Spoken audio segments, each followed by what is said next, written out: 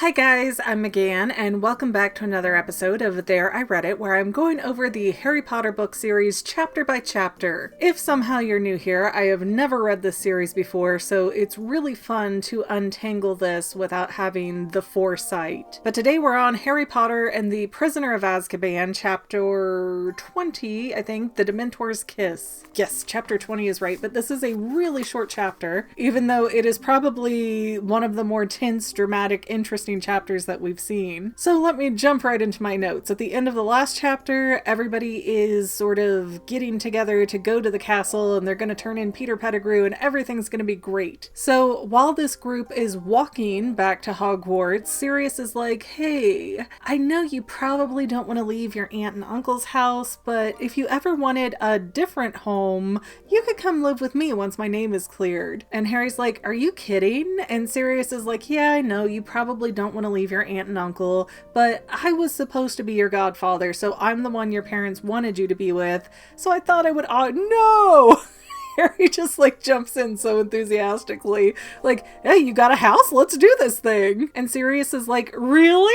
And Harry's like, really, really? Let's go, buddy. And this entire time, Snape has been floating because he's knocked out, and he's being suspended with his own wand, Snape's own wand, but Black is the one carrying it, and Black is letting him bump into things, and now his head is scraping the top of the tunnel. And I can only imagine how irritated Snape is going to be when he wakes up. But everything's going fine. They get through the Whomping Willow, Crookshanks is leading up the pack, and then all of a sudden Professor Lupin goes all stiff and rigid. And that's when it clicks in everybody's head, crap. Snape said that Lupin didn't take his werewolf potion, so he's gonna be all kinds of crazy tonight, which I understand that there was a lot going on, so that is something that could feasibly slip somebody's mind, but first of all, how convenient.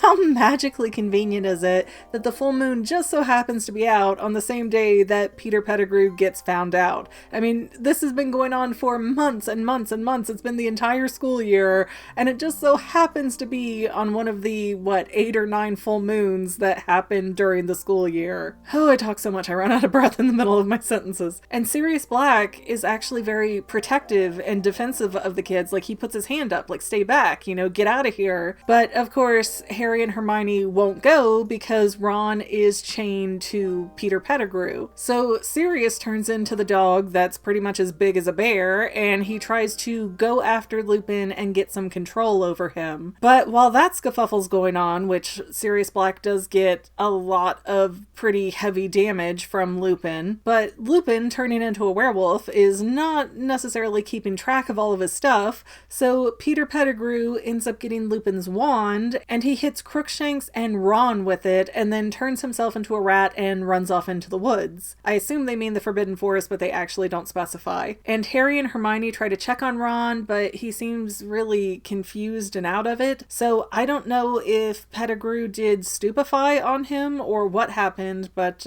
maybe we'll find out later. And Lupin takes off, but Sirius Black is laying there all torn up in his face and back. But as soon as Harry says that Pettigrew's getting away, Sirius is on his feet and chasing him down in the woods. But then they hear this horrible dog howling like it's suffering. And when they find Black in the woods, he's reverted back to a human for some reason. I don't know, maybe he got too weak. I don't know exactly how that works. But for some weird, unexplained reason, Sirius Black turns back into a human, and there are 100+ Dementors coming in to get him. So Black goes out pretty much like that. He's gone. He's out of the game. And Harry's there with Hermione as the Dementors start closing in on them. And Harry's over there going, think of a happy thought, Hermione, and follow my lead. And Harry's internal dialogue is like, no, Black is innocent. I'm moving out of the Dursleys. I'm gonna live with the Sirius Black. Expecto Patronum. And he just gets all these little slivery whispers that come out, and it makes this big white fog around he and Hermione. But unfortunately, Hermione was not at all prepared for this, and she collapses pretty quickly. So the Dementors are looking at this ring of white smoke around Harry, and they're just kind of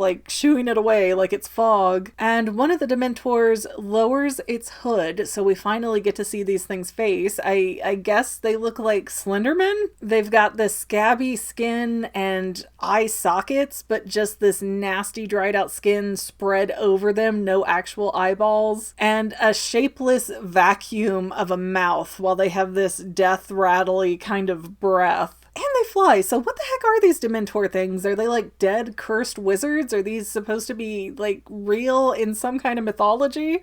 I know a lot of stuff from these books come from different mythological aspects, but the Dementors in particular, I'm pretty confident that I've heard that they were made up by Rowling to talk about depression, something like that. So I don't know, I just want more context of these things and why the wizards ever made any kind of arrangement or agreement with them. But Harry's starting to lose it. You know, he's out of energy, he's out of focus, he doesn't know what else he can do because his Expecto Patronum isn't working. And then off in the distance, he hears somebody scream out Expecto Patronum. And obviously it's not going to be Lupin to save him because Lupin is werewolf man now, probably eating babies or something. And it's certainly not going to be Peter Pettigrew because the more people that die, the more it's in his benefit that, you know, no one lives to tell his tale. And it's not Sirius Black because Sirius Black is right there in front of Harry, knocked out, and obviously not Hermione. I guess we could make an argument for Ron doing it, but his leg is broken, so he wouldn't have ran and gotten out into the woods that fast. Plus, Ron has never learned the Expecto Patronum thing either. So if it's Ron, I'm gonna call BS on bad writing here. But all Harry knows is that a few moments later, he sees something that looks like a unicorn galloping over the lake, and then it goes back to this figure, and he says he can't really make it out, but he can see the shape of a person in the Patronus's light,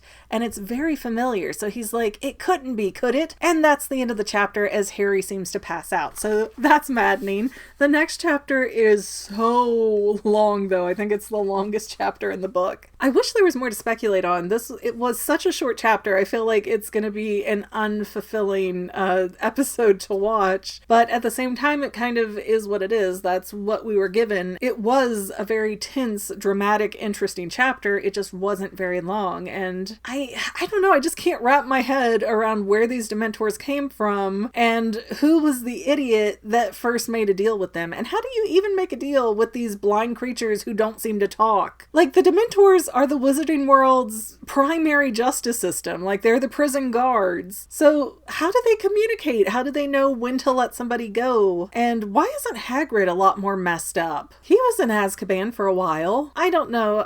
These are not answers that I expect to get out of the book, but I think they are interesting things to talk about. But anyways, I'm going to let you guys go because I'm going to try to power through the rest of the book tonight, even though you probably won't see those last couple episodes until they release in normal chronological time frames. But thank you for watching. Don't forget to comment, like, subscribe, share, whatever you feel like doing. It is always appreciated, and we will see you next time, family members. Bye! Well, family members, we're almost done, but I want to invite you to hang out with me in some other places. I'm on Twitter and Instagram as my own personal self, and I have a Facebook page too, but I mostly just post photos over there. And sometimes people say, hey McGann, I want to mail you something. How do I do that? Easy. Just click the About tab on my channel page, and my most current P.O. Box info will be right there. I also run another channel, The Fanily. It's really a hodgepodge channel where we might post anything. Oh yeah, and I also sell shirts and stickers and stuff with the Fanily and the Fangirl logos. If that is your cup of tea, I have a link in every description of every video. Finally, if you want to help out the Fangirl channel and make sure I'm putting out video essays for years to come, the best way you can help is by subscribing and watching more of my videos, whether they're new, old, whatever. Maybe even share one or two on social media, help spread the word. People who watch to the end of videos like you helps to tell the site, hey, this is a good video, we should recommend it to other people. So if you made it this far, leave me a comment of something like, hey, I made it to the end. Love ya. See you next time, family members.